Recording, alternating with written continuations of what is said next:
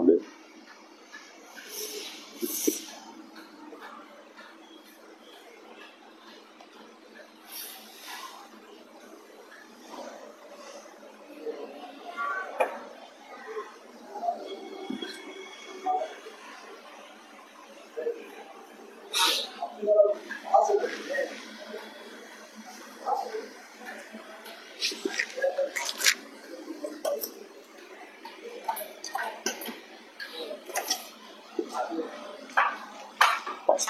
Pass.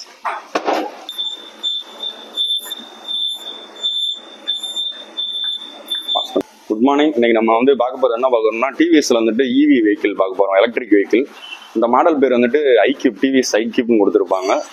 ஐக்யூப்ல வந்துட்டு உங்களுக்கு 5 variant இருக்கு. இப்போ நம்ம பார்க்குற வேரியன்ட் வந்துட்டு செகண்ட் வேரியன்ட். அந்த பேர் வந்துட்டு டிவிஎஸ் ஐக்யூப் யூஜி மாடல்பாங்க.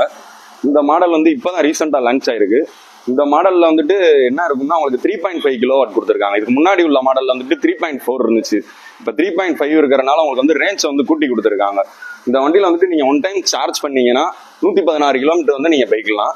அதுக்கான சார்ஜிங் யூனிட் எவ்வளவு ஆகும்னா, உங்களுக்கு 24 ரூபா ஆகும். நீங்க 3 ஹவர்ஸ் சார்ஜ் போட்டீங்கன்னா அதுக்கான செலவு வந்துட்டு உங்களுக்கு 24 ரூபா தான் ஆகும். 24 ரூபாய்க்கு ஃபுல் சார்ஜ் பண்ணீங்கன்னா 118 கிலோமீட்டர் போய்க்கலாம்.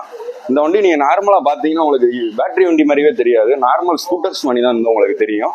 இதுல முன்னாடி வந்துட்டு 12 இன்ச் டைமண்ட் கட் அலாய்வில் வந்து கொடுத்துருப்பாங்க.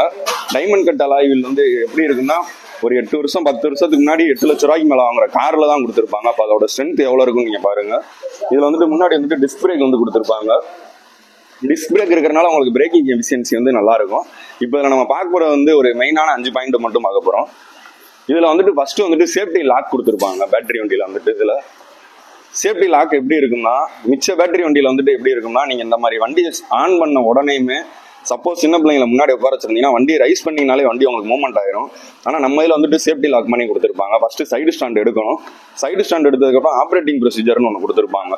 ஆப்ரேட்டிங் ப்ரொசீஜர்னா என்னன்னா, அந்த பிரேக்கையும் பிளஸ் இந்த மோட் சுவிட்சையும் சேம் டைம் வந்து நீங்க பிரஸ் பண்ணீங்கன்னா உங்களுக்கு அப்புறம் தான் இந்த மாதிரி ரன்னிங் டிஸ்பிளே வரும்.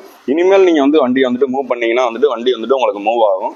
இதுல வந்துட்டு ரெண்டாவது மெயின் பாயிண்ட் என்ன கொடுத்துருக்காங்கன்னா, ஃபார்வர்டு மோடு, ரிவர்ஸ் மோடு கொடுத்துருக்காங்க. அந்த மோடு எப்படி யூஸ் பண்ணணும்னா, இந்த பிரேக்கை பிடிச்சிட்டு இந்த பட்டன் வந்துட்டு லாங் பிரஸ் பண்ணீங்கன்னா ஃபார்வர்டுன்னு வரும். அது அகைன் உன்னாருக்க பண்ணீங்கன்னா ரிவர்ஸ்னு வரும்.